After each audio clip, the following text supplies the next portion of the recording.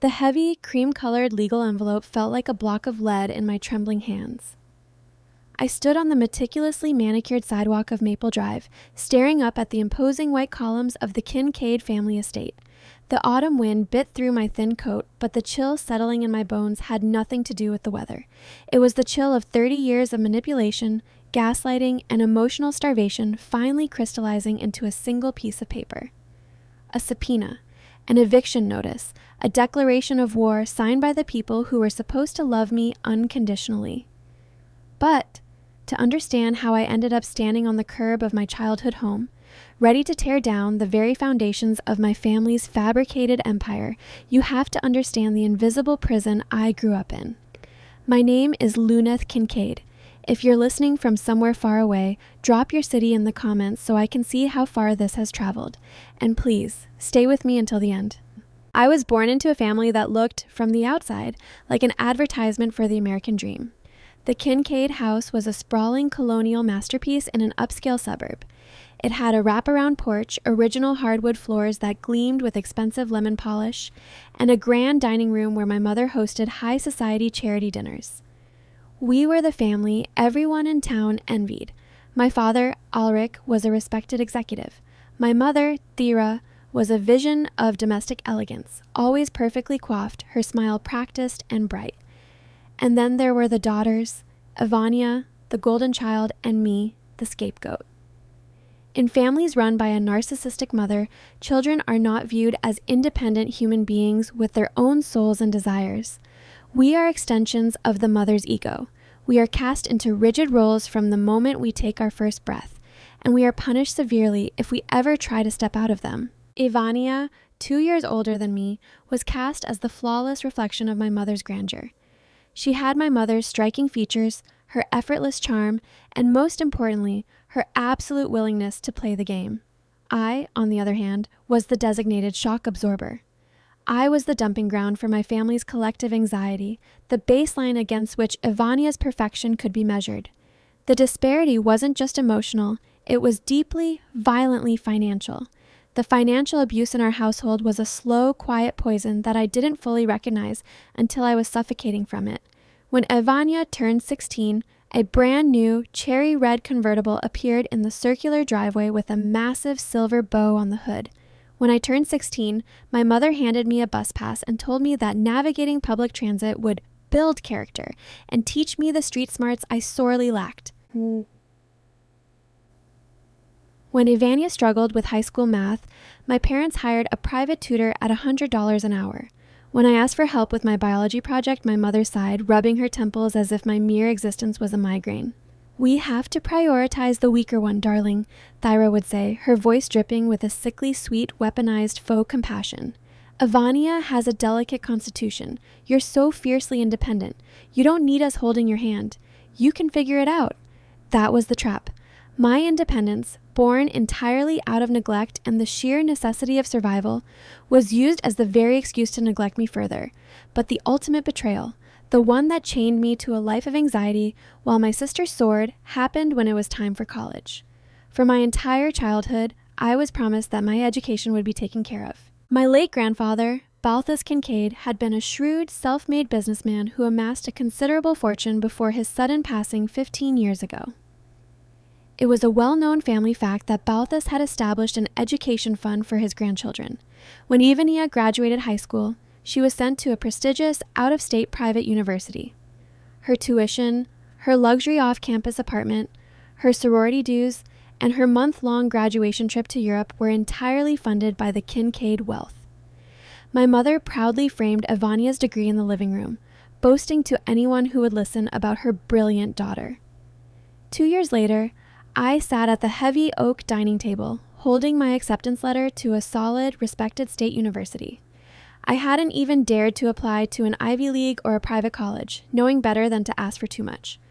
My mother sat across from me, sipping her black coffee, her eyes completely devoid of warmth. "I am so sorry, sweetheart," she said, her tone utterly flat, lacking even an ounce of genuine regret. "But the college fund is simply depleted. The market has been terrible, and Ivania's program was so demanding. We just don't have the liquidity to pay for your tuition right now. You'll have to take out loans." I was 18. I didn't understand the intricacies of trust, equity, or market liquidity. I just knew that the safety net that had caught my sister had been yanked away right before I jumped. But what about Grandpa Balthus's fund? I had pleaded, my voice cracking. I thought there was enough for both of us. My father, Ulrich, who had been hiding behind his newspaper at the end of the table, finally lowered it. My father was the classic enabler. He was a man who preferred a quiet life over a just one. He used his silence as a weapon, stepping in only to crush my resistance whenever I threatened my mother's delicate, fabricated reality. "Don't badger your mother," Ulrich said sharply, his brow furrowed in annoyance. "She does everything for this family. You're a smart girl. You can get scholarships, and student loans are a normal part of life. Stop acting so entitled." Entitled. The word hit me like a physical blow.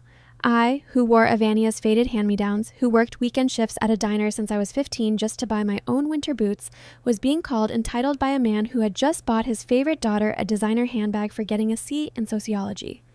I swallowed my tears, signed the promissory notes, and chained myself to a mountain of debt.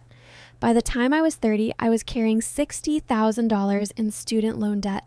I lived in a cramped, drafty apartment in the city, working 50 hours a week in corporate logistics, funneling every spare dime into my monthly loan payments. I tracked every penny on a spreadsheet, agonizing over the cost of fresh produce, wearing shoes until the soles wore thin. Avania, at 32, lived in a stunning 4-bedroom house in the suburbs with her husband Caleb. They had expensive cars, purebred dogs, and a lifestyle completely untethered from financial reality. My parents had helped them out with the down payment, a sum I later learned was well into the 6 figures. And yet, despite the glaring disparity, I still showed up to Sunday dinners. I still bought carefully selected, expensive gifts for my mother's birthdays, desperate for a crumb of validation, a single moment where her eyes would light up and she would finally see me. But the goalposts were always moving. If I got a promotion, it wasn't a big enough title. If I bought a nice dress, the color washed me out. I was a ghost haunting the edges of my own family's life, visible only when they needed someone to blame or a target for their passive-aggressive jokes. Through all of this, there was one silent witness. My grandmother, Meridia Kincaid. At 83, Meridia was a woman who commanded respect without ever raising her voice. Following the death of my grandfather Balthus, my mother, Thyra, had eagerly stepped into the power vacuum, acting as the matriarch of the Kincaid wealth. Thyra paraded around the colonial house, redecorating, hosting, and behaving as though the empire was entirely hers by divine right. Meridia let her. My grandmother lived in a beautiful suite on the ground floor of the colonial house. She spent her days tending to her spectacular rose garden and sitting in her velvet wingback chair by the fireplace, sipping Earl Grey tea. Growing up, I always felt a strange, unspoken kinship with Meridia. She rarely intervened when my mother was berating me. She never stood up and shouted at my father to protect his youngest daughter. But sometimes, after a particularly brutal dinner where Avania had mocked my cheap clothes and my mother had laughed along, I would be assigned to clear the heavy china plates. As I reached for Meridia's teacup, her gnarled, elegant hand would close over my wrist. Her grip was surprisingly strong. She wouldn't say a word. She would just look into my eyes, her own pale blue eyes sharp and piercing, and give my wrist a firm, grounding squeeze. It was a silent message that I clung to for survival. I see it. I see you. Do not let them break you. I used to resent her silence. I used to wonder why the widow of the great Balthus Kincaid, a woman who possessed her own quiet wealth and dignity, allowed Thyra to run roughshod over the family.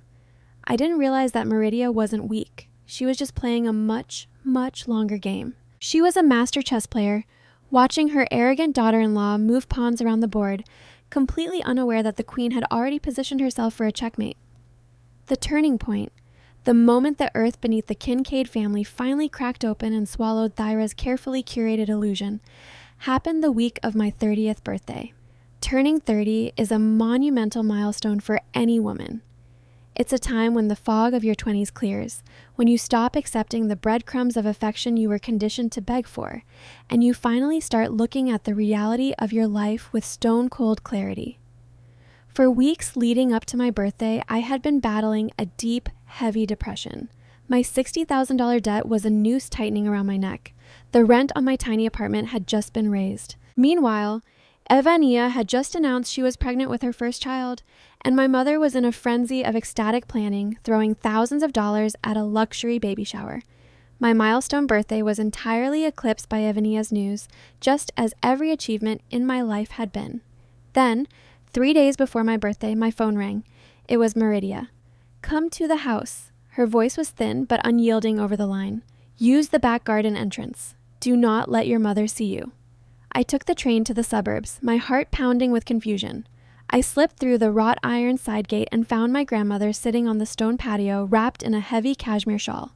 On the wrought iron table in front of her sat a small velvet box. "Sit down," she instructed. I sat. The autumn wind rustled the dying leaves of the oak trees. Meridia looked at me for a long, agonizing moment. Her eyes traced the dark circles under my eyes, the cheap fabric of my winter coat, the nervous way I twisted my fingers together, a habit born from a lifetime of walking on eggshells. "You are 30 years old," she said quietly. "You have survived 3 decades in a house that was designed to break your spirit, and you have done it with your spine intact."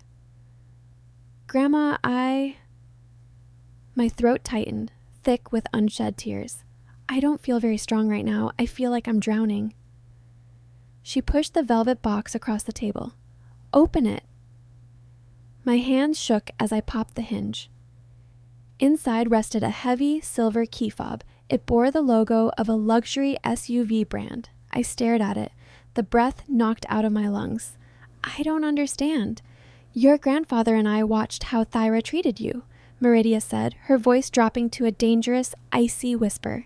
"We watched Ulrich look the other way. I have bided my time because action taken in anger is messy, but action taken with precision is permanent.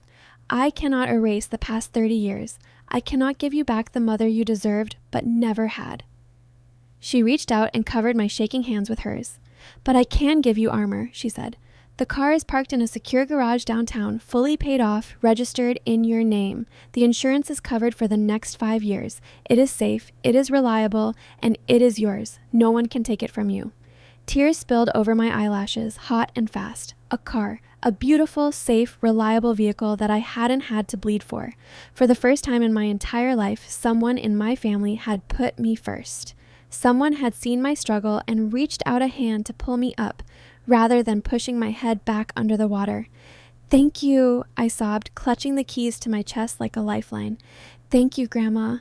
She offered a small, sad smile. "Do not thank me yet, child. The storm is coming. Your mother has planned a family dinner for your birthday this Friday at the country club." She invited the entire extended family. She intends to use it as an audience to celebrate Evania's pregnancy, with your birthday as the footnote. Meridia leaned back in her chair, the pale sunlight catching the silver in her hair. "I want you to drive your new car to that dinner," she commanded softly. "I want you to park it right in front of the valet, and I want you to walk into that room with your head held high." I didn't know it then, sitting on the patio with the keys clutched in my hand, but that SUV was not just a gift. It was bait. Meridia knew exactly how Thyra would react to seeing the scapegoat suddenly elevated, suddenly possessing something nicer, newer, and more valuable than the golden child.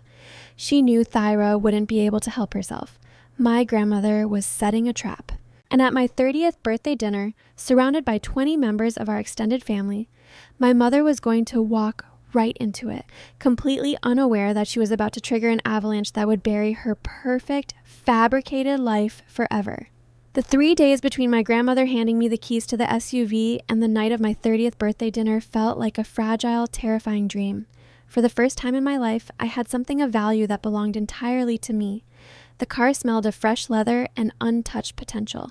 Driving it through the city, I felt an unfamiliar sensation blooming in my chest. Safety. But when you are raised by a narcissistic mother, you are conditioned to believe that your happiness is a direct theft from her. The anxiety leading up to the dinner was a physical weight, a tightening coil in my gut. I knew Thyra would find a way to punish me for possessing something she hadn't approved of, something that elevated me above the station she had assigned me. The plan was simple.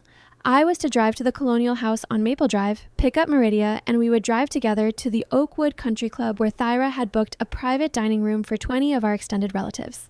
I pulled into the circular driveway of the estate just as the late afternoon sun cast long golden shadows across the lawn. The moment I parked, the heavy front door swung open.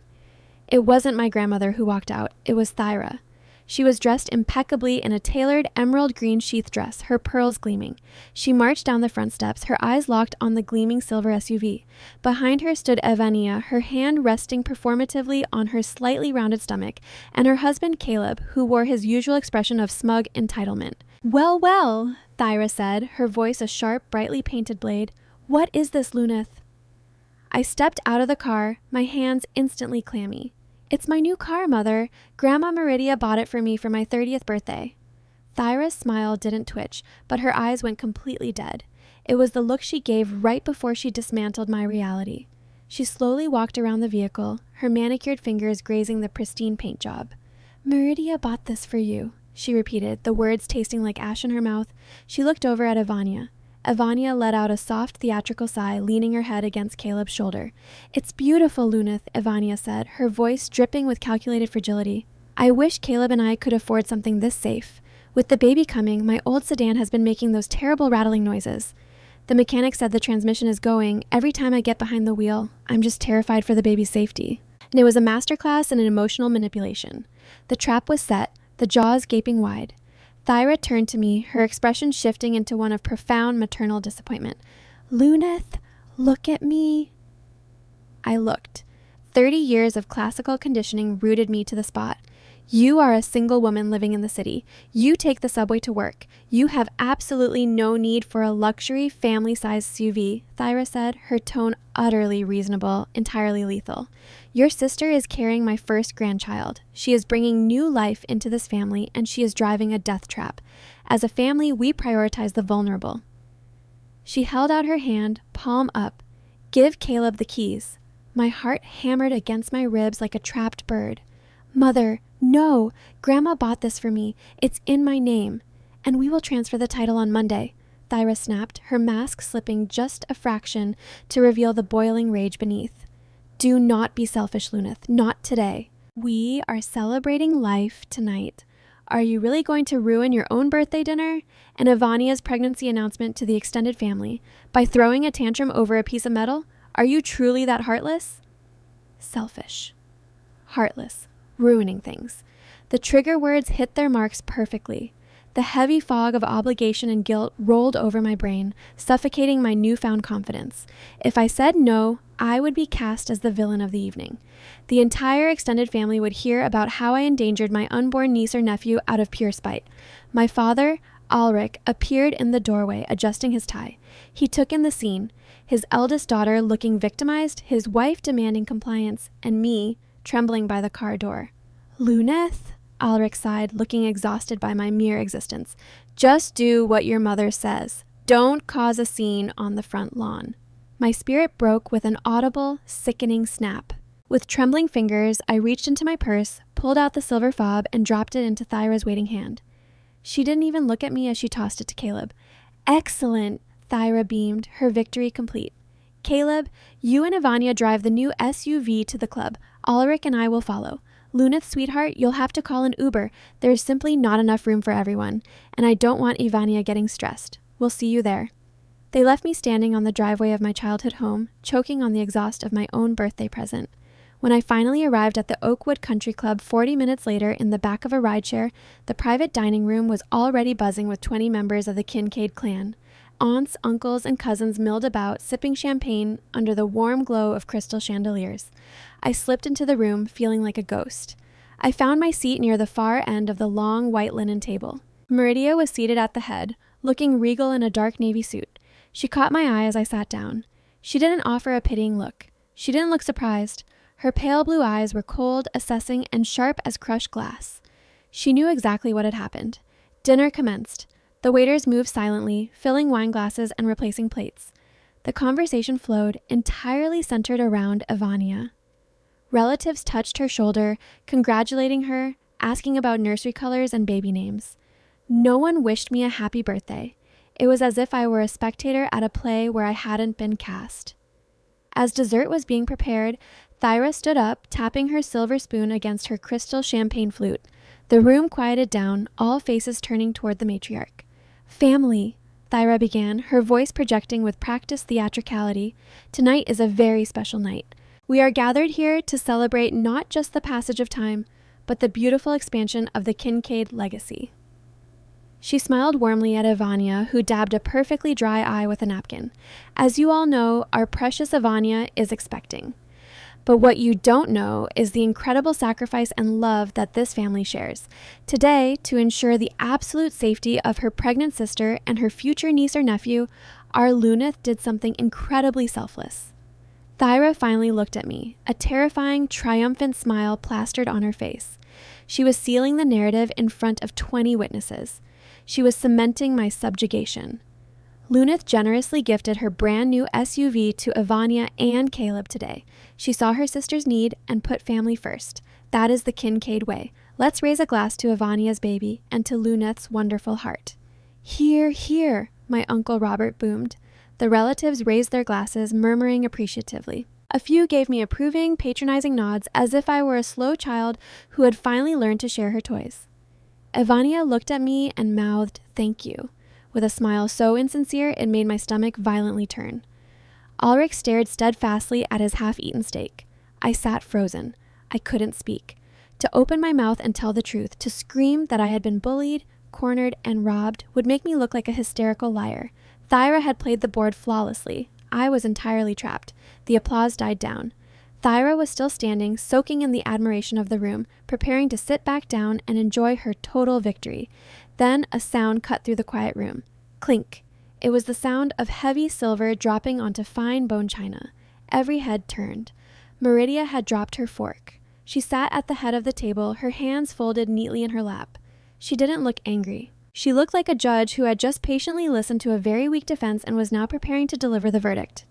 "Sit down, Thyra," Meridia said. Her voice wasn't loud, but it carried a weight that made the ambient temperature in the room drop 10 degrees. Thyra's triumphant smile faltered for a fraction of a second. "Mother Meridia, I was just making a toast."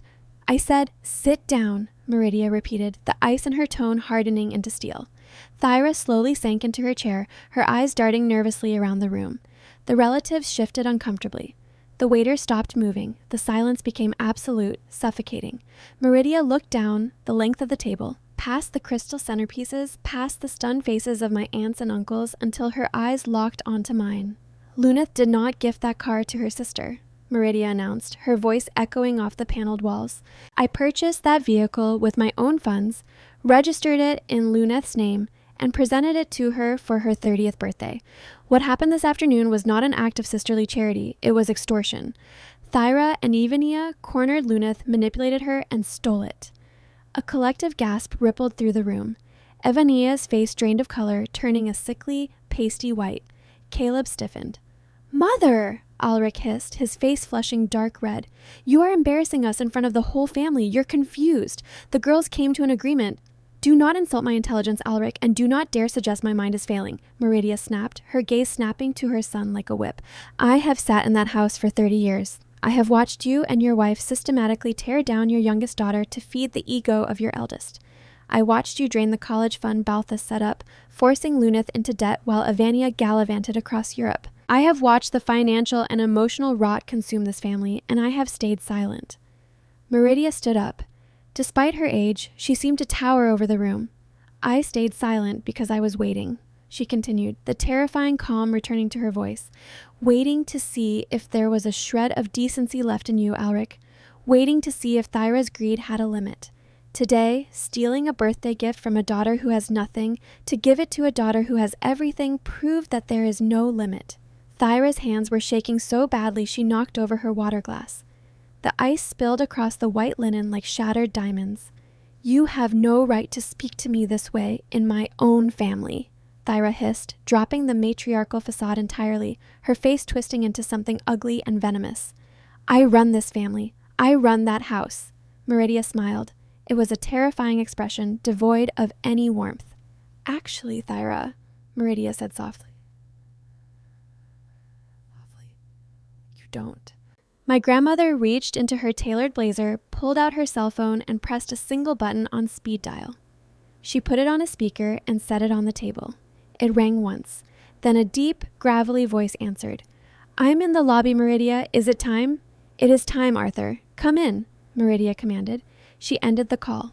No one breathed. 30 seconds later, the heavy oak doors of the private dining room swung open. A man in a sharp, charcoal gray suit walked in. He carried a battered leather briefcase that looked like it had seen decades of warfare in corporate boardrooms. He had silver hair and the predatory, unblinking eyes of a hawk. This was Arthur Vance, the senior partner of the most ruthless estate law firm in the state, and the man who had managed Balthus Kincaid's empire. Ulrich stood up so fast his chair tipped backward and crashed to the floor. "Arthur? What the hell is going on? This is a private family dinner." Arthur didn't even acknowledge my father. He walked straight to the head of the table, set his briefcase down next to the dessert forks, and snapped the brass locks open.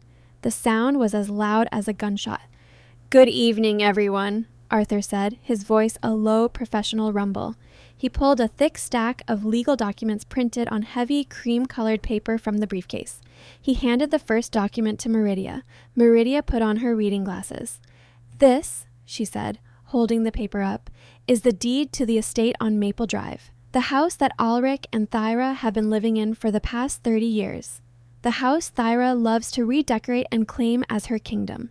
She looked directly at my mother, whose face was now a mask of pure, unadulterated terror.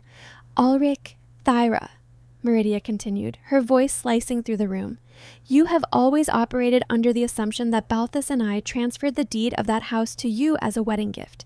You assumed you owned it. You have leveraged your social standing on it." Meridia dropped the paper onto the table. "You do not own it. You never did. The deed has remained solely in my name for 3 decades. Legally, you are nothing more than month-to-month tenants living in my property." "That's a lie!" Thyra shrieked, her voice cracking, her poise completely shattered. "We paid for the renovations. We built the sunroom. It's our house." "You made unauthorized modifications to a property you do not own," Arthur Vance chimed in, adjusting his cuffs with brutal nonchalance. "Legally, those are considered gifts to the property owner. You have 0 equity in the Maple Drive estate, Mrs. Kincaid." Ivania began to cry, actual panic-stricken tears clutching Caleb's arm. Ulrich looked like he was having a heart attack, his hand gripping the edge of the table so hard his knuckles were stark white. "Mother, please," Ulrich begged, his voice shrinking back into the frightened little boy he truly was when stripped of his wife's borrowed power. "Why are you doing this in front of everyone? We can talk about this at home." "This is not your home, Ulrich," Meridia said coldly, "and I am doing this in front of everyone so there will be no gaslighting, no rewritten history, and no lies told about what happens tonight." She turned to Arthur. "Proceed with the rest, Arthur." Arthur pulled out a second document, this one bound with a thick blue legal seal. He cleared his throat. 3 weeks ago, acting in her capacity as the surviving spouse and primary trustee of the Kincaid family assets, your mother executed a new, ironclad last will and testament, as well as a series of irrevocable living trusts, Arthur announced to the dead silent room. He looked down at the document, his voice devoid of any emotion, reading a legal execution. Effective immediately, Ulrich Kincaid is entirely disinherited from the estate of Meridia Kincaid. Furthermore, Ivania Kincaid is removed as a beneficiary of any liquid assets, family trusts, or real estate holdings. My heart stopped. The world around me seemed to tilt on its axis. Arthur turned his head, his sharp eyes finding me at the far end of the table. Upon the passing of Meridia Kincaid, the entirety of her estate, which includes the Maple Drive property, the coastal property in Oregon, and all associated investment portfolios and liquid cash, will pass into a protected trust. The sole, exclusive beneficiary of this trust is Luneth Kincaid. The silence that followed was so profound, it felt like a vacuum had sucked all the oxygen from the room. I sat glued to my chair, my mind unable to process the magnitude of what had just been said. For 30 years, I had been told I was nothing. I had been given the scraps, the debts, the blame. And in a span of 5 minutes, my grandmother had taken a wrecking ball to the Kincaid empire and handed me the keys to the kingdom. "No!" Thyra screamed, slamming her fists onto the table, making the silverware jump. "You cannot do this. She is an ungrateful, entitled brat. We are your family. Ulrich is your son." "Ulrich is a coward who allowed you to abuse my granddaughter," Meridia fired back, leaning forward, her eyes blazing with a fierce protective fire I had never seen before. "And you, Thyra, are a parasite. You have fed off Luneth's light to make your hollow, miserable life look bright." Meridia stood tall, looking down at the wreckage of her family. "The car keys, Caleb," Meridia commanded. Caleb, who had been trying to shrink into his chair, fumbled in his jacket pocket. He threw the silver fob onto the table like it was burning him. It slid across the white linen, stopping right in front of my plate. "Take your keys, Luneth," Meridia said softly, her eyes meeting mine. The ice in her gaze melted, replaced by a profound, fierce love. "Take your keys and go home. You do not have to sit at this table ever again." I looked at the keys. I looked at Evania, who was weeping hysterically, her golden child illusion shattered. I looked at my father, pale and broken, and I looked at my mother, whose face was twisted in a mask of pure, impotent hatred, the hatred of an abuser who has finally realized she has lost all control over her victim. My hand didn't shake as I reached out and picked up the silver fob. The metal was cool and heavy against my palm. I stood up, pushing my chair back. I didn't say a word to my parents. I didn't look back at them.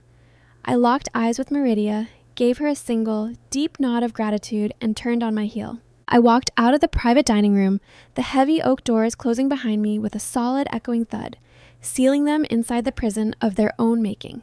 As I walked out into the cool autumn night and pressed the unlock button on my SUV, hearing the twin chirp of the headlights flashing in the dark, I felt a massive, invisible weight lift off my chest. Meridia had detonated the bomb. But as I slid into the driver's seat and started the engine, I knew the war was far from over. Narcissists do not surrender when they are exposed. They regroup, they escalate, and they retaliate. They were going to come for me. They were going to try to take it all back. But this time, I wasn't an exhausted girl trying to survive on the subway. I was the heir to the Kincaid estate, and I was holding the keys. The weeks following my 30th birthday dinner were defined by a deafening, weaponized silence. If you have never survived a family governed by a narcissist, you might think that peace follows the explosion. But in a toxic family dynamic, silence is not peace. Silence is a calculated, punitive strike. It is the infamous silent treatment, designed to starve the victim of affection and connection until they break, crawl back, and beg for forgiveness for a crime they never committed. My mother, Thyra, initiated a total embargo. My phone stopped ringing. My father, Ulrich, who usually sent a hollow, obligatory text on Sunday mornings, vanished into the ether. Evania blocked me on all social media platforms within an hour of the dinner ending.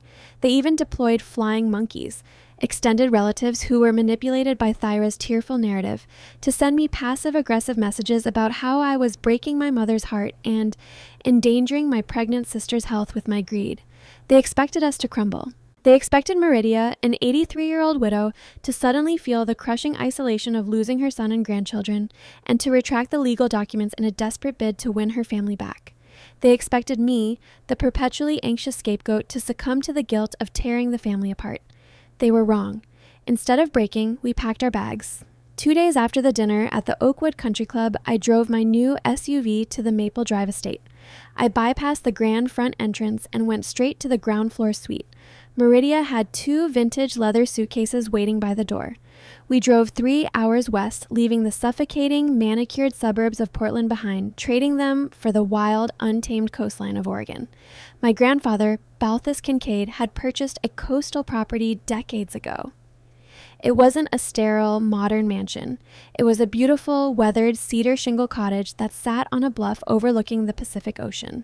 It had a wraparound porch, a stone fireplace, and a garden that had grown slightly wild over the years. For the first time in my life, I breathed freely. The months we spent at the coastal cottage were the most profoundly healing of my entire existence. The toxic cortisol that had pumped through my veins for 30 years began to recede. We established a quiet, beautiful routine. In the mornings, I would work remotely from a heavy oak desk, looking out at the crashing waves. In the afternoons, I would help Meridia prune the overgrown hydrangeas and plant new herbs in the garden boxes. In the evenings, we sat by the fire drinking tea and she told me stories. She didn't talk about Thyra's cruelty or Ulrich's cowardice. She talked about Balthus. She told me how my grandfather had built his logistics company from nothing, working grueling 80-hour weeks, fueled by a brilliant mathematical mind and an unyielding sense of integrity. She told me how much he had loved me when I was a toddler, how he used to bounce me on his knee and call me his little Spitfire, because I was the only one in the house who wasn't afraid to look him in the eye. "He saw it, you know," Meridia said one evening, the firelight dancing across her lined, elegant face. "He saw the way Thyra looked at you, even when you were just a little girl. He saw how she polished Evania like a trophy and treated you like a burden." I looked down at my mug, the old familiar ache wrapping around my ribs. If he saw it, why didn't he stop it? Why didn't anyone stop it? Meridia sighed, a sound heavy with decades of regret. Because Alrik was his only son. Balthus loved Alrik, but he was deeply disappointed in him. When Alrik married Thyra, Balthus knew exactly what she was. A social climber with a black hole for a heart. But Alrik was an adult. He made his bed. Balthus tried to intervene financially, to set up the college funds to bypass Thyra entirely, but his heart gave out before he could finish putting all the shields in place for you. She reached across the space between us and rested her hand over mine. Or so Thyra thought. I frowned, not fully understanding the weight of her words, but before I could ask her to clarify, our coastal sanctuary was violently breached. It happened on a rainy Tuesday in late November. I was on the porch, wrapped in a thick sweater, reading a book, when a sleek black sedan pulled up the gravel driveway. A man in a cheap suit stepped out, holding a manila envelope. He marched up the wooden steps. "Meridia Kincaid?" he asked, looking past me. Meridia stepped out through the screen door, her posture perfectly straight despite her cane. "I am she. You've been served," the man said, thrusting the envelope into her hand before turning on his heel and retreating to his car. My stomach plummeted. I practically ripped the envelope from her hands, tearing it open. As my eyes scanned the heavy legal jargon, the blood drained from my face, pooling in my feet like lead. It was a petition filed in the county probate court. The plaintiffs were Alrik and Thyra Kincaid. They were suing for emergency conservatorship and guardianship over Meridia Kincaid. "What is this?" I gasped, my vision blurring. They are claiming you have senile dementia. They are petitioning the court to declare you mentally incompetent to manage your own affairs. Thyra's strategy was as brilliant as it was deeply, unspeakably evil. If she could convince a judge that Meridia was suffering from age-related cognitive decline, she could invalidate the new will and the trust that disinherited Alrik. More importantly, Thyra and Alrik would be appointed as Meridia's legal guardians. They would seize total control of the Kincaid estate, the bank accounts, the Maple Drive house, and the coastal cottage. They would institutionalize my grandmother in some high-end facility, lock away the key, and throw me back onto the streets with absolutely nothing. Meridia didn't panic. She didn't cry. She simply adjusted her glasses, took the papers from my trembling hands, and read them with the detached curiosity of someone reviewing a slightly flawed restaurant menu. "Thyra always was a predictable creature," Meridia murmured, turning to head back inside. "Call Arthur Vance. Tell him to pack his best suit. We are going to court." 2 weeks later, we sat in a sterile, fluorescent-lit mediation room at the county courthouse. It was a preliminary evidentiary hearing to determine if a full trial for conservatorship was warranted. The air in the room was thick with tension, smelling of bitter coffee and floor wax. Across the heavy mahogany table sat my family. Thyra had dressed for the part perfectly. Gone were her usual sharp designer suits and heavy jewelry. She wore a soft pastel cardigan, her makeup done to make her look exhausted, pale, and deeply concerned. She was clutching a tissue, dabbing her dry eyes. Alrik sat beside her, looking appropriately solemn and burdened. Ivania hadn't come, likely using her pregnancy as an excuse to avoid the ugly reality of what her parents were attempting to do. Next to Thyra sat their lawyer, a slick, aggressive-looking man named Mr. Sterling. On our side of the table sat Meridia, radiating the calm authority of an empress holding court. I sat next to her, my hands folded tightly in my lap to stop them from shaking, and beside me sat Arthur Vance, his battered leather briefcase resting on the table like a loaded weapon. The judge, a no-nonsense woman in her late 50s named Judge Harrison, reviewed the files over her reading glasses. "We are here today regarding the emergency petition for conservatorship over the person and estate of Meridia Kincaid, filed by her son, Alrik Kincaid," Judge Harrison began. "Mr. Sterling, you have the floor." Sterling stood up, adopting a tone of deep, patronizing sympathy. "Your Honor, this is a tragedy that befalls many American families. Meridia Kincaid is 83 years old. Following a highly stressful family dinner several weeks ago, she exhibited severe paranoia, delusions of persecution, and irrational hostility toward her only son and his wife, who have cared for her for 30 years. Thyra let out a soft, perfectly timed sob, burying her face in Alrik's shoulder. Alrik patted her back. It made me physically nauseous to watch them weaponize fake victimhood. In a state of severe cognitive decline, she was manipulated by her youngest granddaughter, Luneth, into signing complex legal documents that disinherit her own son and transfer massive wealth to Luneth, Sterling continued smoothly. We are requesting a temporary conservatorship to freeze all assets and mandate an independent psychiatric evaluation of Mrs. Kincaid to protect her from further elder abuse and financial exploitation. Elder abuse. They were accusing me of elder abuse.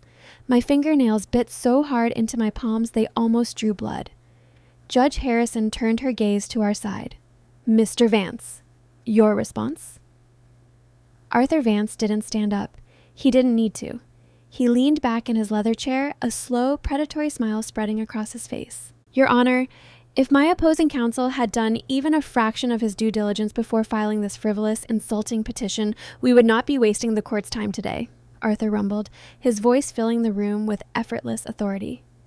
He unlatched his briefcase. First, regarding the offensive claim of cognitive decline, I have here sworn affidavits from Mrs. Kincaid's primary care physician, a board-certified neurologist, and the manager of her local bank. All three attest that Meridia Kincaid possesses a cognitive acuity that rivals most people half her age. She manages a complex stock portfolio daily. She is, both legally and medically, sharper than a tack. Arthur slid the thick stack of medical records across the table to the judge. Thyra's fake sobbing hitched, pausing as she peered over her tissue to glare at the documents. But that is merely the appetizer, Your Honor, Arthur continued, his eyes locking onto Thyra with terrifying intensity. The core of this petition rests on the plaintiff's belief that Meridia Kincaid recently, under the influence of dementia, restructured the family's assets to disinherit her son, Ulrich, and evict him from the Maple Drive property. Arthur reached back into the briefcase. He pulled out a single, heavily yellowed document, bound in dark blue leather, sealed with an embossed golden stamp. It looked ancient. It looked permanent. What my opposing counsel, and indeed what Ulrich and Thyra Kincaid do not understand, is that Meridia Kincaid did not disinherit her son 3 weeks ago. Arthur placed the document in the center of the table. This is the Balthus Kincaid Generation Skipping Irrevocable Trust, Arthur announced, the words striking the room like a series of hammer blows. It was drafted by me, signed by the late Balthus Kincaid, and executed exactly 15 years ago, 3 months before his passing. The color rapidly drained from Ulrich's face. Thyra dropped her tissue, her posture instantly stiffening. What are you talking about? She snapped, forgetting to play the fragile, weeping daughter-in-law. Balthus left everything to Meridia. He left the management of the estate to Meridia during her lifetime, Arthur corrected, his voice dripping with condescension. But Balthus Kincaid was a man who planned for every contingency. He was acutely aware of the toxic financial and emotional dynamics operating under his roof. He knew exactly what kind of woman you are, Thyra. Thyra gasped, her hand flying to her pearl necklace. Arthur turned to the judge. Your Honor, Balthus Kincaid placed the Maple Drive estate, the coastal properties, and the bulk of his liquid wealth into this irrevocable trust 15 years ago. The trust explicitly names Luneth Kincaid as the sole and absolute remainder beneficiary. Arthur picked up the document and began to read directly from Balthus's own words, a ghost speaking from the grave to deliver a final, devastating judgment. It is my express observation, Arthur read, his voice taking on the cadence of my late grandfather, that my son, Ulrich Kincaid, lacks the moral fortitude to protect his own children from the narcissistic abuse perpetrated by his wife, Thyra. I have witnessed the systemic financial deprivation and emotional neglect of my granddaughter, Luneth. Therefore, to ensure that my wealth is never used to further empower an abuser, I hereby expressly and permanently disinherit Ulrich Kincaid and his heirs apparent, Ivania Kincaid. Upon the triggering event determined by my wife, Meridia, or upon her passing, the entirety of this trust shall vest immediately and irrevocably to Luneth Kincaid.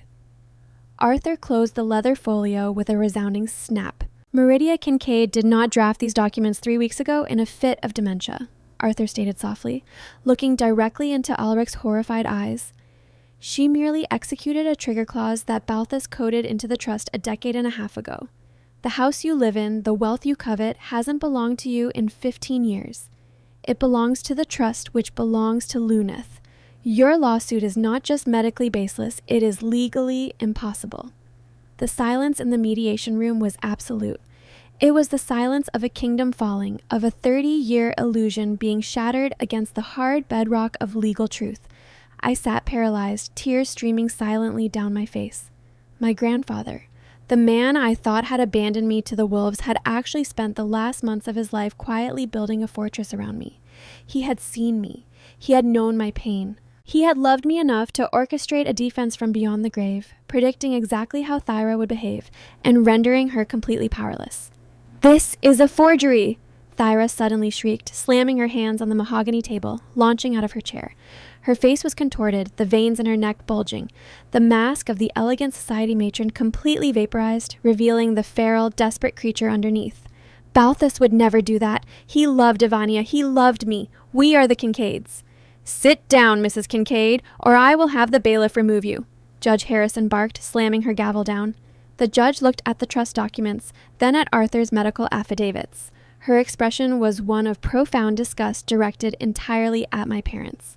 "Mr. Sterling," Judge Harrison said, her voice dripping with ice, "I highly suggest you withdraw this petition immediately. If you force me to rule on this, I will not only dismiss it with prejudice, but I will sanction you and your clients for bringing a frivolous and malicious lawsuit to my courtroom, and I will mandate that your clients pay all of Mrs. Kincaid's legal fees." Sterling, realizing he had just walked into a legal slaughterhouse, hurriedly began gathering his papers, refusing to even look at Thyra. "We withdraw the petition, Your Honor, with prejudice." "No!" Thyra wailed, turning on Alric, striking his arm. "Do something, Alric. Tell them." But Alric was a broken man. He sat slumped in his chair, staring blankly at the dark blue leather folder that contained his father's final, damning judgment of his character. He had chosen the path of least resistance his entire life, and it had finally led him to a dead end. Meridia stood up smoothly, leaning slightly on her cane. She looked at her son and her daughter-in-law for the last time in a court of law. "You played a very dangerous game, Thyra," Meridia said, her voice barely above a whisper, yet it commanded the entire room. "You thought you could bury Luneth because you thought no one was watching, but Balthus was watching, I was watching, and now you have nothing." Meridia turned to me, offering her arm. "Come, Luneth. The air in here is foul. Let us go home." I stood up, looping my arm through my grandmother's. As we walked toward the heavy wooden doors of the mediation room, I didn't look back. I didn't need to. The agonizing weight of 30 years of gaslighting, of being told I was crazy, entitled, and ungrateful was gone. My grandfather had validated my reality. My grandmother had executed the justice. We drove back to the coastal cottage in silence, watching the rain wash the Oregon highways clean. That night, as the ocean battered the cliffs outside, I slept through the night for the first time in my life. No anxiety, no nightmares. Just the profound, quiet peace of being safe. But safety is a fragile thing when you are dealing with a family that thrives on chaos. We had won the legal battle, overwhelmingly and definitively. We had stripped them of their power, their pride, and their stolen wealth. But a narcissist who has lost everything is a wounded animal, and wounded animals are incredibly dangerous. The winter passed, cold and brilliant. And just as the first signs of spring began to thaw the ground, the final tragic chapter of Meridia Kincaid's life came to a close, setting the stage for a confrontation I never could have anticipated. Spring arrived on the Oregon coast not with a gentle, blooming warmth, but with fierce, sweeping winds that violently cleared away the winter deadwood.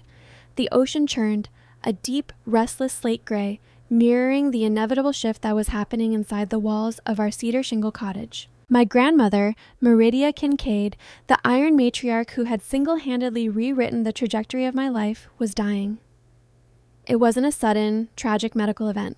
It was simply the quiet, graceful winding down of an 83-year-old clock that had run its course. Her heart, which had been strong enough to shield me from a family of emotional predators, was finally growing tired. We brought a hospice nurse into the cottage, but I did the majority of the caretaking. I didn't do it out of obligation. I did it out of a profound, bottomless reverence. I brushed her silver hair, read her favorite historical biographies aloud as she rested looking out at the Pacific, and held her thin, fragile hand. Those weeks were a sacred, isolated pocket of time. The legal war with my parents was over. Arthur Vance had erected an impenetrable fortress of injunctions and restraining orders that kept Thyra and Ulrich from stepping foot anywhere near the coastal property. For the first time, My grandmother and I were allowed to exist without the suffocating shadow of the Kincaid family politics. On a quiet Tuesday morning in early May, as the sunlight caught the spray of the ocean waves, Meridia squeezed my hand one final time. "Do not let them back in, Luneth," she whispered, her voice barely carrying over the sound of the tide. "They will try. When the dust settles, they will wear new masks. Do not fall for the illusion." Those were her last words to me. She closed her eyes, and the fierce, brilliant light that had animated her for 8 decades simply went out. My grief was an ocean, vast and overwhelming, but it was a clean grief. When you lose someone who loved you unconditionally, the mourning is pure. It is entirely different from the complicated, toxic, anxiety-ridden grief I felt whenever I thought about my parents, a grief mourning the people they were supposed to be rather than the people they actually were. The funeral, held back in Portland 4 days later, was a jarring return to the circus I had escaped. Arthur Vance had arranged a beautiful, dignified service at a historic stone chapel. I stood in the front pew wearing a simple black dress, feeling hollowed out but steady. Then the heavy wooden doors at the back of the chapel opened and the performance began. Thyra entered, draped in an extravagant sweeping black coat, a black lace veil pinned to her hair, looking like a grieving widow from a Victorian Gothic novel. She was leaning heavily on Alric, dabbing at her dry eyes with a monogrammed handkerchief. Behind them walked Ivania and Caleb. Ivania was pushing a high-end designer stroller containing my newborn niece. They hadn't come to mourn Meridia. They had come to assess the battlefield. Throughout the service, Thyra wept loudly, drawing the eyes of the extended relatives, but not once did she look at me. Not once did my father walk over to offer his youngest daughter condolences.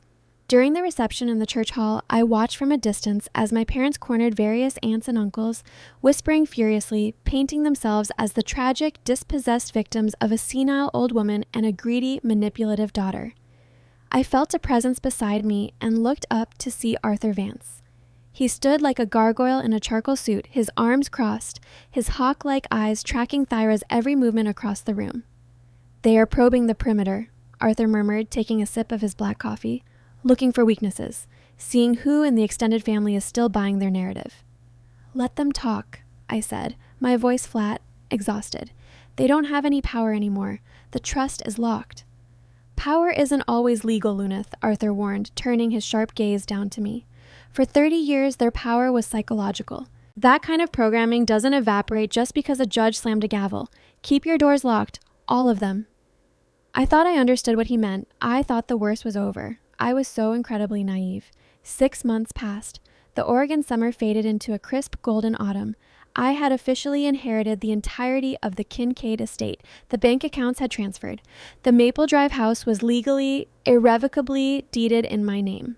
Arthur had urged me to serve my parents with a formal 30-day eviction notice the moment the probate cleared. Sell the house, liquidate the memories, and be done with it, he had advised. But I hesitated. I told myself I was just taking time to grieve, that I was too busy managing my promotion at the corporate logistics firm to deal with the headache of real estate. But the truth, the ugly, embarrassing truth that I buried deep in my own subconscious, was that kicking my parents out onto the street felt like crossing a final, uncrossable line. It felt like killing the last, desperate hope of the wounded inner child inside me, the child who still, despite everything, just wanted a family. I let them stay. I didn't charge them rent. I simply ignored their existence, living 3 hours away at the coast, pretending the problem didn't exist.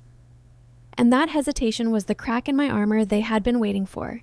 It started the week before Thanksgiving, almost exactly a year after the infamous 30th birthday dinner. I received an email. It wasn't sent to my work address, but to my personal one. The subject line was simply, "Please." I opened it, my heart rate instantly spiking. It was from Evania. "Luneth, I know you probably hate me. I know I deserve it. I am writing this to you, crying, looking at my baby girl, and realizing how incredibly broken our family is. Mom and Dad are devastated. I am devastated. We have lost you and we have lost Grandma, and we realize now that it is entirely our fault. I have been in intensive therapy for the last 4 months. I am finally seeing the truth of how I treated you. Please, just give us 1 hour. Neutral ground. No lawyers, just us. We want to make it right. We want to apologize." I stared at the screen until the words blurred. Therapy. Apologies. Our fault. If you had asked me the day before, I would have sworn I was immune to them. But reading those words, the exact words I had fantasized about hearing since I was 10 years old, was like being injected with a powerful, intoxicating narcotic. It is a phenomenon psychologists call hoovering. When a toxic abuser feels their victim slipping away permanently, they will suddenly transform into the exact person the victim always needed them to be. They suck you back into the vacuum, against every instinct of self-preservation, against the ghost of Meridia whispering in my ear, and without telling Arthur Vance, I replied, 1 hour, Friday at 2 p.m., the Oak Room downtown. I arrived at the upscale restaurant in downtown Portland 20 minutes early, my stomach tied in agonizing knots. I sat in a secluded corner booth, clutching a cup of hot tea to warm my freezing hands. At exactly 2 p.m., they walked in. I braced myself for Thyra's usual entrance, the designer clothes, the haughty chin, the demanding presence. But the woman who walked toward my booth looked entirely different. Thyra was wearing a simple, muted beige sweater.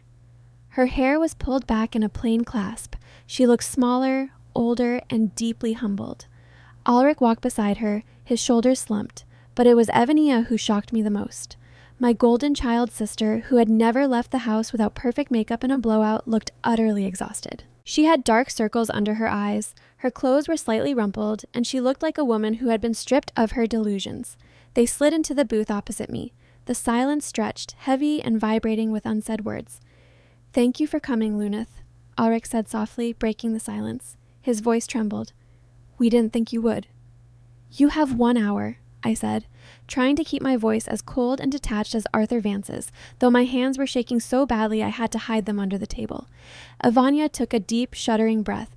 Tears immediately welled in her eyes, spilling over her lashes and cutting tracks down her pale cheeks. "I'll start," Evania whispered, her voice cracking. She looked directly into my eyes, and for the first time in 30 years, I didn't see the smug, superior golden child. I saw raw, unfiltered pain. "Luneth, my therapist made me write a letter to you, but I couldn't send it because paper wasn't enough," Evania cried softly. "I was a monster to you. I took and I took and I took. I watched Mom and Dad tear you down, and instead of protecting my little sister, I used it to elevate myself." She reached across the table, her hand stopping just inches from mine, respecting my physical boundary in a way she never had before. "I was so incredibly jealous of you," Evania confessed, the words hitting me like a physical blow. "Jealous of me?" I scoffed, a bitter, involuntary sound. "You had everything. I had $60,000 in debt and your hand-me-downs." "I had their conditional approval," Evania corrected, her voice thick with anguish. "I saw what happened to you when you weren't perfect. I saw how Mom treated you when you didn't fit her mold. I was terrified. Every single day of my life, I was terrified that if I failed, if I wasn't the pretty, perfect, successful daughter, they would turn on me and treat me the way they treated you. So I pushed you down to keep myself afloat. It was sick. It was abusive, and I am so, so deeply sorry." The breath caught in my throat. It was the most profound, psychologically accurate confession I could have ever imagined. It wasn't a generic, "I'm sorry you felt hurt," non-apology.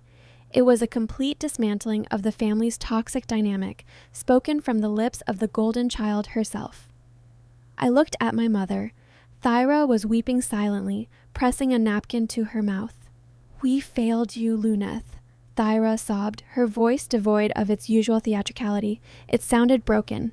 "Your grandfather saw it, Meridia saw it, and I was too blinded by my own ego to see what I was doing to my own flesh and blood. Losing you, losing Meridia, having the truth laid bare in that courtroom. It broke me. It shattered the illusion I was living in. I don't care about the money. I don't care about the estate. I just want my daughter back. I want my family back." Ulrich reached over and put his hand over Thyra's, looking at me with bloodshot eyes. "We know we can't erase the past. We know we have a mountain of trust to rebuild. We just want the chance to try." My heart, the traitorous, wounded thing that it was, began to pound frantically against my ribs. I looked at the three of them. They looked like a real family, a flawed, hurting family seeking redemption. This was the climax of every fantasy I had ever had. The villains had realized their errors. The curse was broken. "What are you asking for?" I managed to say, my voice thick with unshed tears. Ulrich reached into his worn leather satchel and pulled out a manila folder. He placed it gently on the table and slid it toward me. "We know the Maple Drive house is yours," Ulrich said quietly, his tone entirely respectful. You are the rightful owner. Balthus wanted it that way, and we respect his wishes. But that house is where Ivania grew up. It's where we brought you home from the hospital. It's our home." He tapped the folder. "This is a formal, legally binding residential lease agreement drafted by a neutral real estate attorney," Ulrich explained. "We are asking you to let us stay, not as freeloaders, as your tenants. The contract stipulates that we will pay you the full fair market rental value of the property every single month on the first of the month. We will cover all maintenance, all property taxes, and all utilities. We are asking for a standard, open-ended lease." Thyra looked up at me, her eyes pleading. "It's a way for us to prove that we respect your boundaries, Luneth. It's a way for us to contribute, to show you that the dynamic has changed. You hold the power. You are the landlord. We just want to stay in our home, and we want to slowly, carefully earn our way back into your life. We want you to be an aunt to Ivania's baby." I stared at the manila folder. A lease agreement. They were humbling themselves to become my tenants. They were offering to pay me thousands of dollars a month just to remain in the house they once claimed as their kingdom. It was the ultimate surrender. It was tangible, legal proof that the power dynamic had permanently shifted. And more than that, it was an olive branch. A bridge. If I signed it, I wouldn't have to be the villain who evicted her elderly parents and forced them onto the street. I wouldn't have to carry the guilt of breaking up the family. I could have justice, and I could have my family. I stammered, my emotional defenses crumbling like a sandcastle in the tide. I reached out and touched the folder. "I need to read this. I need to think about it." "Of course," Ivania said quickly, offering a watery, hopeful smile. "Take all the time you need. Show it to Arthur. Have him vet it. We aren't trying to trick you, Luneth. We just want peace." We stood up. For a moment, we all just stood awkwardly around the table. Then, Thyra stepped forward and wrapped her arms around me. It was the first time my mother had hugged me in a decade. She smelled like the familiar, expensive perfume from my childhood. I froze, my body rigid, but then, slowly, the exhausted, battered child inside me surrendered, and I hugged her back. "I love you, Luneth," Thyra whispered into my hair. "I am so sorry." I left the restaurant in a total daze. I drove back to the coast, the manila folder sitting on the passenger seat like a ticking time bomb disguised as a gift. When I got back to the cottage, I poured myself a glass of wine and sat on the porch, looking out at the dark, crashing ocean. I opened the folder. The contract was standard. Fair market rent, a hefty security deposit, clauses making them responsible for all upkeep. It was a landlord's dream. I cried. I cried deep, racking sobs of relief. The war was over. They had changed. People could hit rock bottom and actually change. I picked up a pen, my hand hovering over the signature line at the bottom of the lease. All I had to do was sign it, mail it back, and the nightmare of the past 30 years would finally be put to rest. I was so blinded by the desperate, starving need for my mother's love that I completely forgot the fundamental rule of dealing with a narcissist. A narcissist never apologizes because they feel remorse. A narcissist apologizes because they have found a new angle to exploit. I didn't sign the paper that night. I decided to wait until Monday to run it past Arthur Vance just to be safe. That delay, that tiny 48-hour window of hesitation, was the only thing that saved my life from being utterly dismantled for a second time. Because the tears in the restaurant had been a masterclass in theatrical manipulation. The lease agreement was not an olive branch. It was a Trojan horse, and the army hiding inside it was preparing to slaughter me. The weekend following the tearful reconciliation at the Oak Room was a bizarre, suspended reality. I spent Saturday and most of Sunday pacing the hardwood floors of the coastal cottage, the unsigned lease sitting on the kitchen counter like a sleeping snake. Part of me, the inner child who had spent 30 years starved for affection, wanted to sign it immediately, drop it in the mail, and bask in the warm, golden glow of finally having a mother who hugged me and a sister who apologized. But another part of me, the part that had been forged in the cold, unyielding fires of Meridia Kincaid's tutelage, felt a low, persistent hum of anxiety. Do not let them back in, Luneth. They will wear new masks. My grandmother's dying words echoed in my ears every time I picked up the pen. I decided to stick to my plan. I would drive into Portland on Monday morning and have Arthur Vance review the document before I signed anything. I didn't make it to Monday. It happened on Sunday night. A violent Pacific storm had rolled in, battering the cedar shingles with sheets of freezing rain. I was sitting by the fireplace, wrapped in a blanket, when a pair of headlights swept across the living room windows. I froze. No one came out to the coastal property unannounced, especially not in a storm like this. I walked to the window, peering through the rain-streaked glass. A dark sedan was idling in the driveway. The driver's side door opened, and a figure stepped out into the downpour, sprinting up the steps to the wraparound porch. A heavy, frantic knocking rattled the front door. I grabbed the heavy iron fire poker from the hearth, my heart hammering against my ribs, and approached the door. I flicked on the porch light and looked through the peephole. It was Caleb, Evania's husband. He was soaked to the bone, his expensive designer jacket ruined, his hair plastered to his forehead. He looked over his shoulder, paranoid, before knocking again, harder this time. I unlocked the deadbolt and pulled the door open, keeping the chain engaged. "Caleb, what are you doing here?" "Luneth, please," he gasped, his teeth chattering. "Let me in. Evania thinks I'm at a late-night meeting with a client. If Thyra finds out I'm here, she'll destroy me. You have to let me in." The sheer panic in his eyes was visceral. It wasn't an act. I disengaged the chain and stepped back.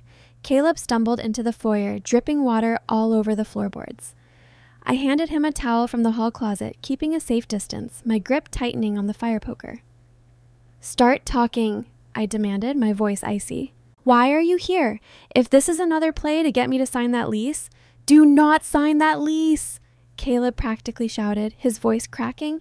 He aggressively wiped the water from his face, leaning against the wall as if his legs could no longer support him. "Luneth, you cannot sign that paper. If you do, you are going to lose everything your grandmother built for you." I stared at him, the bottom dropping out of my stomach. "What are you talking about? It's a standard rental agreement. They offered to pay fair market value." Caleb let out a harsh, bitter laugh, tossing the wet towel onto a bench. "Fair market value? Luneth, they don't have a dime. Thyra and Alric are drowning in credit card debt trying to maintain the illusion of their lifestyle.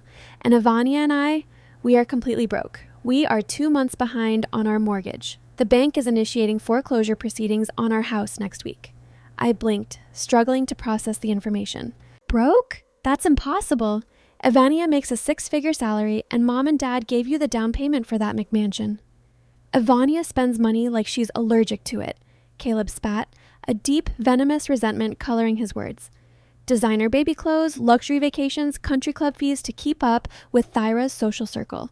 When the trust bypassed Ulrich and went to you, their entire financial safety net vanished. Thyra panicked. She realized she couldn't bail us out anymore, and worse, she realized she was going to be evicted." Caleb walked into the living room, collapsing onto the sofa, burying his face in his hands. He looked like a man who had stared into the abyss and realized the abyss was his mother-in-law. "The dinner on Friday," Caleb continued, looking up at me with haunted eyes. "The tears, the apologies, the therapy Evania supposedly went to.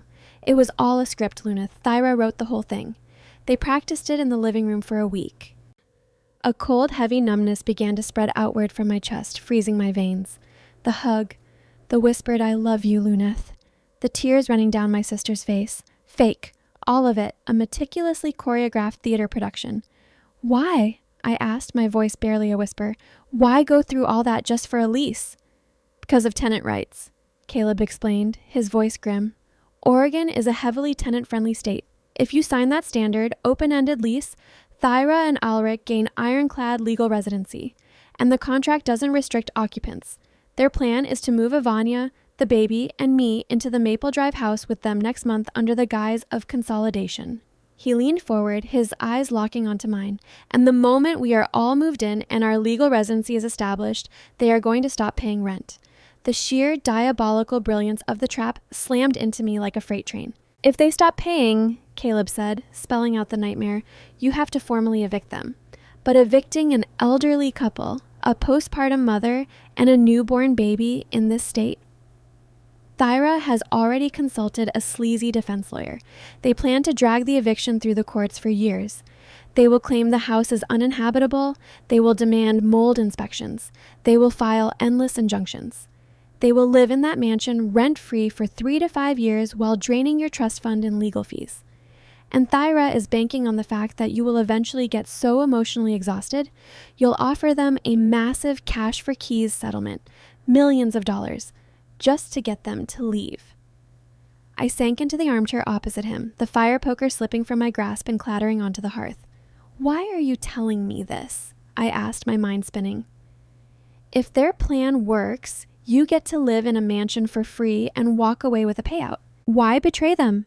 Caleb looked at me, a profound disgust curling his lip. Because I am not going to jail for Thyra Kincaid. Part of her plan involves me committing bankruptcy fraud to shield my assets before the foreclosure. And frankly, Luneth, I would rather live in a cardboard box under a bridge than spend the next 5 years trapped in a house with that woman, watching her psychologically torture you from afar. I'm filing for divorce on Monday. I'm taking my daughter, and I am getting the hell out of this family. I came here to warn you so you don't get destroyed in the crossfire. Caleb stood up. He looked exhausted, but there was a finality in his posture. He had cut his strings. He was no longer a puppet. Burn that lease, Luneth, Caleb said quietly as he walked toward the front door, and burn the bridge, because if you give Thyra Kincaid even an inch, she will take your life. And when the door clicked shut behind him, leaving me alone with the roaring storm outside, I didn't cry. The time for crying was over. The wounded, hopeful inner child that had begged for her mother's love had just been dragged out back and shot by the very woman she was crying for. What rose from the ashes of that grief was something entirely different. It was cold, it was sharp, it was a terrifying, diamond, hard rage. The next morning, at exactly 8 a.m., I walked into the mahogany-paneled lobby of Arthur Vance's law firm in downtown Portland. I was wearing a tailored black suit, my hair pulled back tightly. I didn't look like the anxious scapegoat anymore. I looked like a Kincaid. Arthur's secretary took one look at my face and immediately buzzed me through to his corner office. Arthur was sitting behind his massive desk, sipping espresso. I walked in, pulled the manila folder out of my bag, and threw it onto the center of his desk. It landed with a loud smack. "Read it," I commanded. Arthur raised a silver eyebrow, picked up the lease, and scanned it with his hawk-like eyes. It took him less than 2 minutes to see the bear trap hidden in the legal jargon. Standard open-ended tenancy, no occupant limits, favorable default clauses, Arthur murmured, tossing the document back onto the desk. He looked up at me, his expression grave. "Who gave this to you?" "My parents," I said, my voice eerily calm. "At a tearful reconciliation dinner on Friday. Caleb showed up at my house last night in the middle of a storm. He's divorcing Ivania. He told me the whole plan." I recounted everything Caleb had confessed, the impending foreclosure, the fake therapy, the calculated squatter strategy designed to bleed the trust dry. As I spoke, Arthur's face darkened, a dangerous, predatory anger settling over his features. He leaned back in his leather chair, steepling his fingers. "It is a classic, filthy maneuver," Arthur growled. "Thyra is utilizing weaponized tenancy. If you had signed this, getting them out of that house would have been a 5-year bloodbath. She played on your empathy, the one thing she knows she lacks, to gain a tactical advantage." "She didn't get it," I said flatly. "But I want to know something else, Arthur. Caleb said Ivania and Caleb are completely broke, that they are being foreclosed on. How is that possible? Mom and Dad gave them hundreds of thousands of dollars for their down payment. They bragged about it for years. Where did that money come from if my parents are swimming in credit card debt?" Arthur went completely still. His eyes narrowed, his brilliant legal mind racing backward through time, connecting dots that had been buried for a decade. "Sit down, Luneth," Arthur instructed softly. He picked up his desk phone and pressed the intercom. "Margaret, bring me the sealed archival boxes from the Balthus Kincaid estate, the ones marked 2010 to 2015. Specifically, the financial ledgers prior to Meridia triggering the irrevocable trust." 10 minutes later, 2 massive cardboard boxes were wheeled into the office. For the next 3 hours, Arthur and I sat on the floor of his office, surrounded by 15-year-old bank statements, wire transfers, and tax documents. We were hunting for a ghost. "Balthus was a meticulous man," Arthur muttered, tracking a line of numbers with a silver pen. "Before he died, he established the Generation Skipping Education Fund. It was designed to bypass Ulrich entirely and pay for the university tuitions of both you and Ivania directly. But Balthus died before he could lock the fund into a blind trust. For a brief window, about 3 years before Meridia locked down the rest of the estate, Ulrich was the legal custodian of that specific education account." My blood ran cold. When I was 18, when I was applying for college. "Exactly," Arthur said, pulling a yellowed bank ledger from the bottom of the box. He laid it flat on the desk. "Look at this, Luneth." I stood up and leaned over the desk. The document was a summary of the Balthus Kincaid Education Fund, dated August of the year I graduated high school. The balance was $140,000. There was money, I whispered, the words choking me. There was more than enough money for my state college. Keep looking, Arthur commanded, his voice tight with suppressed rage.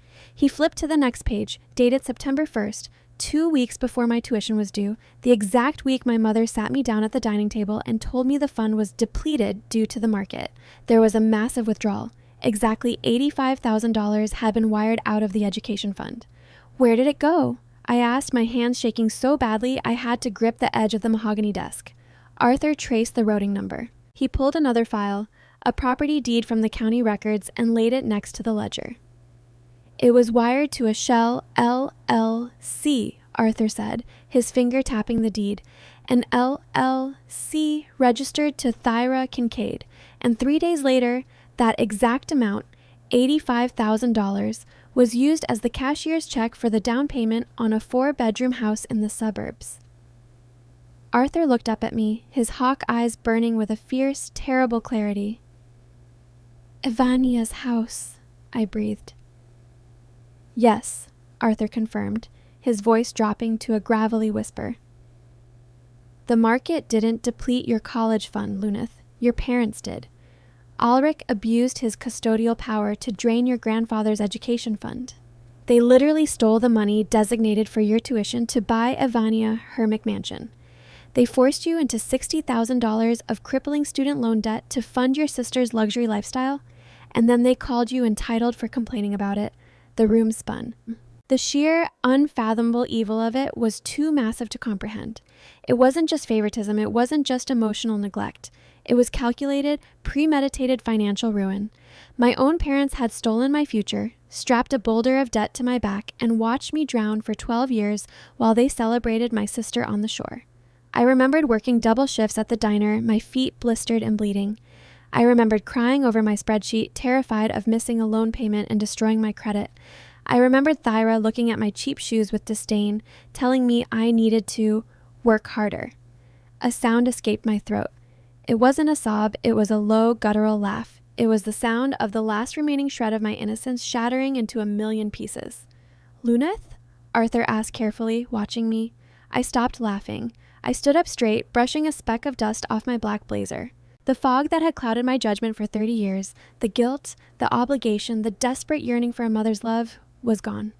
Arthur, I said, my voice ringing with an absolute, terrifying authority that sounded exactly like Meridia Kincaid. Yes, Luneth. Draft the eviction notice. 30 days, no extensions, no negotiations. I want them out of my house. Arthur's predatory smile returned, sharp and lethal. With pleasure. And what about the stolen funds? Draw up a lawsuit, I commanded, my eyes locked on the undeniable proof of their betrayal. Sue Ulrich and Thyra for the stolen $85,000 plus 12 years of compounding interest plus punitive damages for breach of fiduciary duty. I want a lien placed on any remaining assets they possess. I want their bank accounts frozen. I want them ruined. They will scream, Arthur warned, though he was already pulling a fresh legal pad toward him. Thyra will tell the whole world you are a monster. She will play the ultimate victim. Let her scream, I said, turning toward the door. She is about to learn that the scapegoat she created is the one who is going to burn her kingdom to the ground. The drive from Arthur Vance's downtown office to the Maple Drive estate took exactly 45 minutes.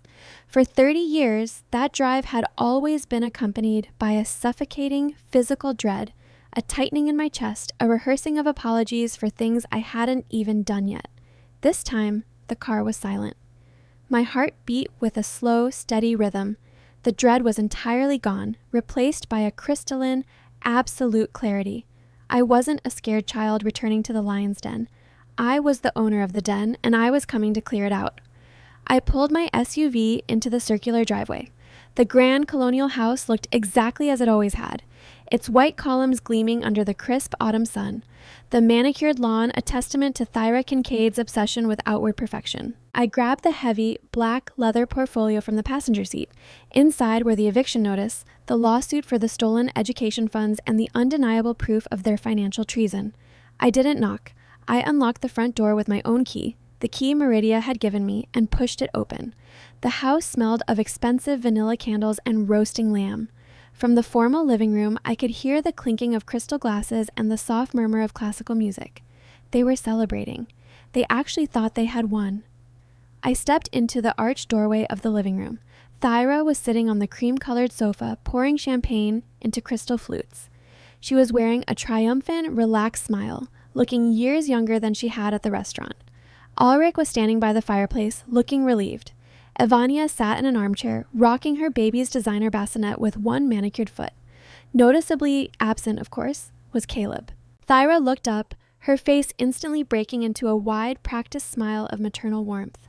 "Lunith, darling, you're here," Thyra cooed, standing up and smoothing her silk blouse. "We weren't expecting you until tomorrow, but this is a wonderful surprise. Come, sit down. I'll pour you a glass of champagne. Have you brought the lease?" I didn't smile. I didn't step further into the room. I stood perfectly still, letting my silence stretch until the ambient temperature in the room seemed to drop. Ivania's foot stopped rocking the bassinet. Ulrich shifted uncomfortably by the fireplace, his eyes darting to the black leather portfolio in my hand. "I didn't bring the lease, Mother," I said, my voice perfectly level, devoid of any emotion. Thyra's smile froze. The mask didn't slip entirely, but the edges began to crack. "Oh? Well, that's fine, sweetheart. We can go over it whenever you're ready. Did Arthur have some minor revisions?" "Arthur didn't revise it," I said, walking slowly to the heavy glass coffee table. I dropped the black portfolio onto the center of it. The thud was loud enough to make Ivania jump. Arthur identified it for exactly what it was, a Trojan horse. Thyra's eyes flashed with a sudden, venomous panic. "I don't know what you're talking about, Lunith. You're being dramatic again." "Am I?" I looked at my sister, whose face was rapidly draining of color. "Where is Caleb, Ivania?" Ivania swallowed hard, her hands gripping the armrests of her chair. He's away on a business trip." "He's at a divorce attorney's office," I corrected, watching the absolute horror dawn on Ivania's face. "He came to the coastal cottage on Sunday night, Ivania, in the middle of the storm. He told me everything. He told me about your impending foreclosure. He told me about the bankruptcy fraud.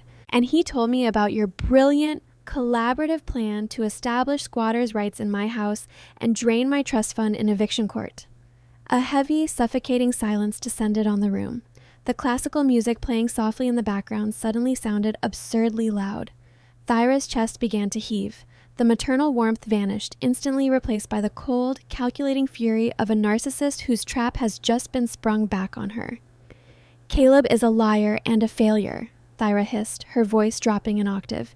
"You are going to take the word of a man who is abandoning his own family over your own flesh and blood?"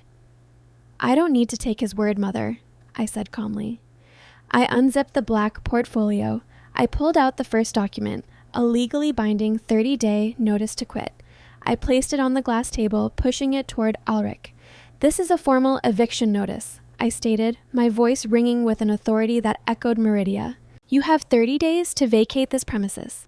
If you are not gone by the 1st of next month, the county sheriff will physically remove you and your belongings will be placed on the curb."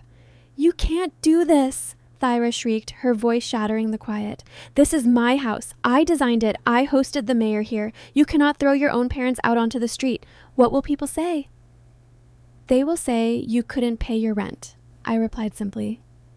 Ulrich stepped forward, his face flushed with a desperate, pathetic indignation. "Lunith, listen to reason. We are your parents. We raised you. You have millions of dollars now, thanks to your grandfather. Are you really going to be this vindictive? Are you really going to kick your elderly parents and your newborn niece out into the cold over a misunderstanding?" There it was, the ultimate guilt trip, the weapon they had used to keep me compliant for 30 years. But the bullets were blanks now. The armor Balthus and Meridia had given me was impenetrable. "A misunderstanding, Dad?" I asked softly. I reached into the portfolio and pulled out the yellowed bank ledgers Arthur had unearthed. I laid the withdrawal receipt from the Balthus Kincaid Education Fund side by side with the wire transfer to Thyra's Shell LLC. "Is this a misunderstanding?" I asked, my voice finally rising, the diamond-hard rage piercing through my calm facade. Ulrich looked down at the papers. He physically recoiled, staggering back a step as if the documents were coated in acid. His mouth opened, but no sound came out. Thyra stared at the ledger, her jaw rigid, her eyes wide with a terror she could no longer hide. $85,000, I said, the words echoing off the high ceilings of the house that had been built on my suffering. Grandpa Balthus left the money to pay for my college. He left enough for me to graduate debt-free. And you, Ulrich, as the custodian, signed the wire transfer to steal it. You stole my education. You stole my financial freedom. You funneled it to Mother's LLC to pay for the down payment on Ivania's McMansion. Ivania gasped, covering her mouth with both hands, looking wildly between our parents. Mom? Dad? Is that true? You used Lunet's college money for my house? Shut up, Ivania, Thyra snapped, her composure entirely destroyed, turning into a cornered feral animal. She glared at me, her eyes practically burning with hatred. We did what we had to do. The family needed an asset. We are the parents. We make the financial decisions. You never needed the help, Luneth. You were always a stubborn, ungrateful mule.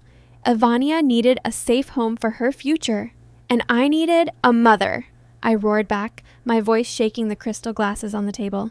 I needed parents who didn't view my existence as a resource to be mined and discarded. I worked double shifts until my feet bled while you bought her designer handbags with my stolen future.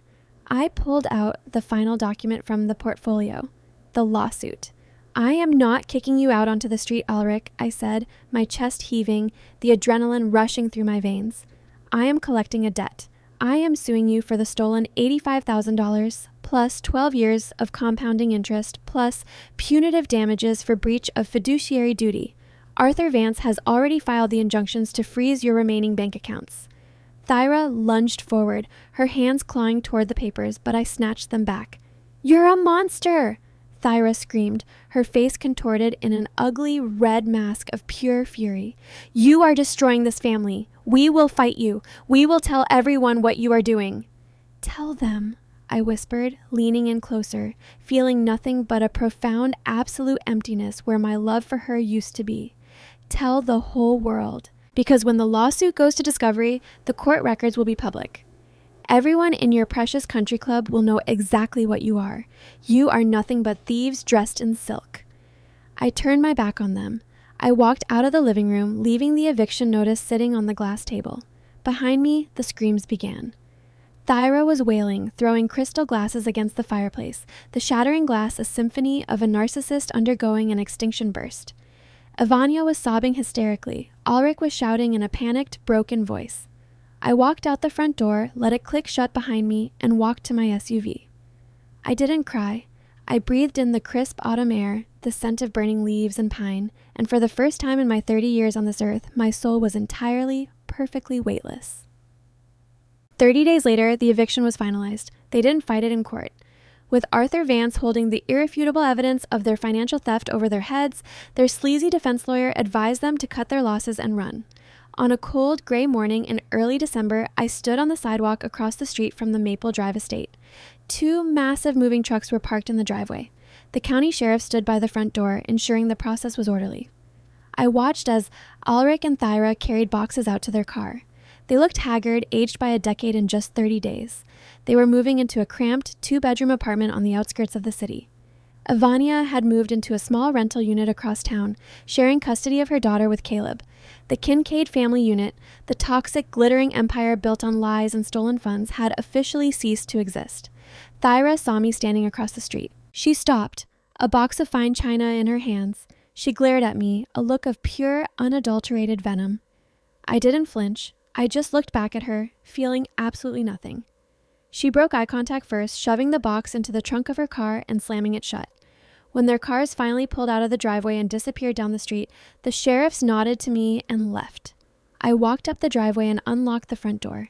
The house was completely empty. The echo of my footsteps bounced off the bare hardwood floors. The walls, stripped of their expensive art, showed faded rectangles where the paint hadn't seen the sun in decades. To an outsider, this would be the moment of ultimate triumph.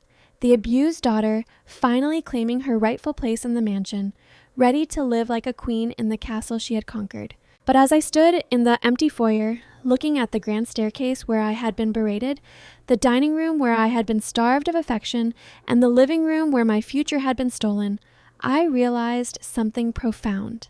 I didn't want this house. This house was a mausoleum. It was a monument to Thyra's ego. Every floorboard, every chandelier, every brick was soaked in the toxic residue of my childhood trauma.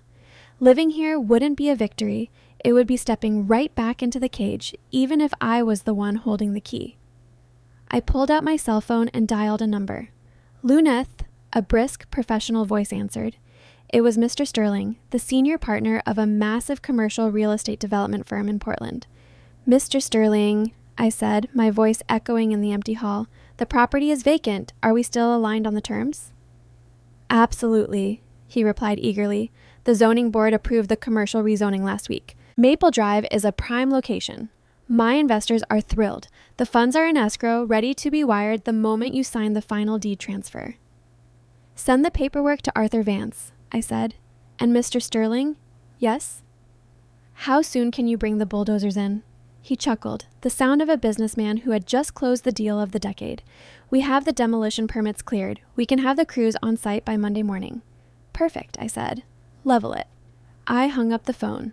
I walked out of the Maple Drive estate for the very last time.